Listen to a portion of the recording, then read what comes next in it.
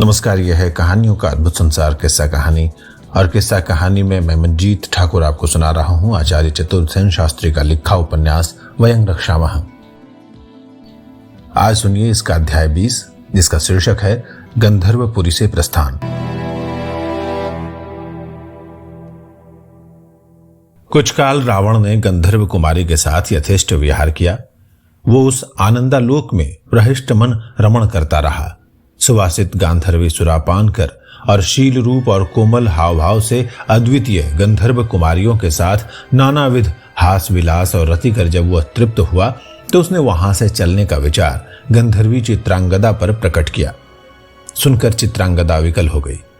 गंधर्वराज को जब राक्षसेंद्र का यह विचार ज्ञात हुआ तो उसने प्रसन्नमन वेदी रच 2.5 मन की 1000 विदरी स्वर्ण रत्नाभरणों से तथा अनेक प्रकार के बहुमूल्य वस्त्रों से भरे 100 ऊंट, 7000 घोड़े, 5000 हाथी और 1000 रूप लावण्यवती किशोरी कुमारी गंधर्व कन्याएं तथा 7 देश रावण को वेदी पर संकल्प कर दिए और सर्व गंधर्वों ने उत्सव मनाकर रात भर पान गोष्ठी की।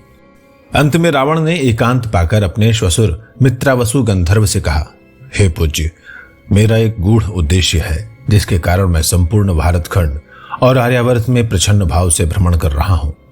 शीघ्र ही मैं राज परिच्छद सहित आकर आपकी पुत्री और भेंट को ग्रहण करूंगा।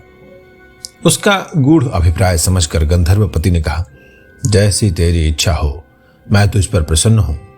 कह, मैं तेरा अब और क्या प्रिय करूं। रावण ने बद्धांजलि हो श्वशुर को प्रणाम किया। उसकी परिक्रमा की। रावण ने पूछा, तात, क्या आप बता सकते हैं कि इस समय भरतखंड में अजेय योद्धा कौन है जिनसे मैं युद्ध याचना करूं। इस पर मित्रावसु गंधर्व ने कहा, पुत्र, आर्यावर्त में महादुर्जय सूर्यवंशी दक्षिण कुशल नरेश अनरण्य है। दूसरे महाविक्रम दशरथ अयोध्यापति हैं। आर्यों का ये सूर्यवंश हमारा परंपरा का वैरी है। मैं उस पुरातन वैर की बात तुझसे कहता हूं। जब 10 राजाओं के युद्ध में प्रबल प्रताप यदु अनुदुर आदि का निधन हुआ, तब द्रुह्य के पुत्र अंगार ने पश्चिमी आनव नरेश अरुद्ध को जीतकर वहां अपना राज्य स्थापित किया। परंतु सूर्यकुल के चक्रवर्ती मानधाता ने उन्हें पराजित कर खदेड़ दिया।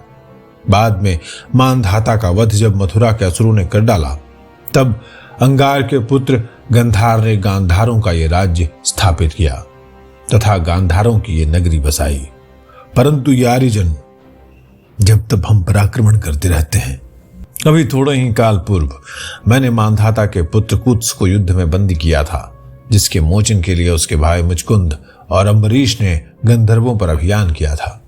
अब कुत्स तो लज्जा के मारे राज्य छोड़ नर्मदा तट पर चले गए हैं और मुचकुंद ने माहेशमती बसाई है, जिसके है माहेशमंत ने जय कर अपनी राजधानी बनाया है।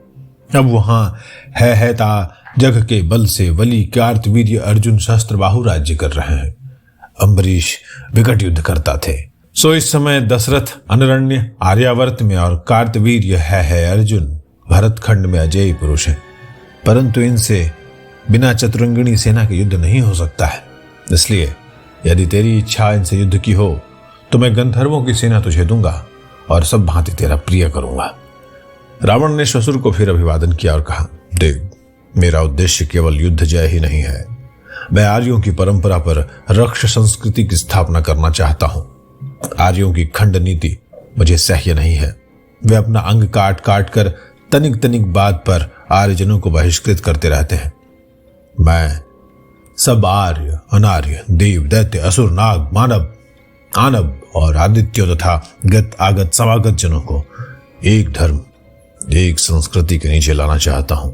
इसके लिए मुझे सबसे पहले आर्यों को और देवों के दिक्पालों को जीतना होगा। मैं शीघ्र ही अपनी चतुरंगिणी सेना लेकर आऊंगा और तभी मैं आपकी सहायता से भी लाभ उठाऊंगा। गंधर्वपति ने प्रसन्न होकर कहा, स्वस्ति, ऐसा ही कर पुत्र। कामना करता हूं कि तेरा उद्देश्य सफल हो। किंतु अब तू यहां से किष्किंधापुरी जा। वहां बानरों का राजा बाली बड़ा ही दुर्मद और बली है। उसको अपना मित्र बना। वो किष्किंधा का राज्य दुर्गम है और तेरे मार्ग में है। उसकी मित्रता से तुझे लाभ होगा।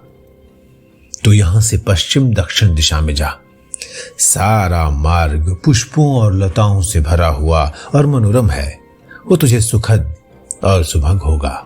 वृक्षों के मधुर स्वादिष्ट फल खाता हुआ तू अपनी यात्रा कर। आगे तुझे एक महावन मिलेगा, फिर पर्वत श्रेणियां। उन्हें पार करते ही तू पंपा सरोवर पर पहुंच जाएगा। यहां ऋष्यमुख पर्वत पर मनोरमा किष्किंधापुरी है। वहां इंद्र के पुत्र बानराज बाली का राज्य है। रावण ये सूचना पाकर बहुत प्रसन्न हुआ। उसने कहा, हे देव, मैं ऐसा ही करूंगा। उसने गंधर्व राज की प्रदक्षिणा की और प्रियतमा गंधर्व नंदिनी चित्रांगदा को विविध भांति का आश्वासन देकर चल दिया।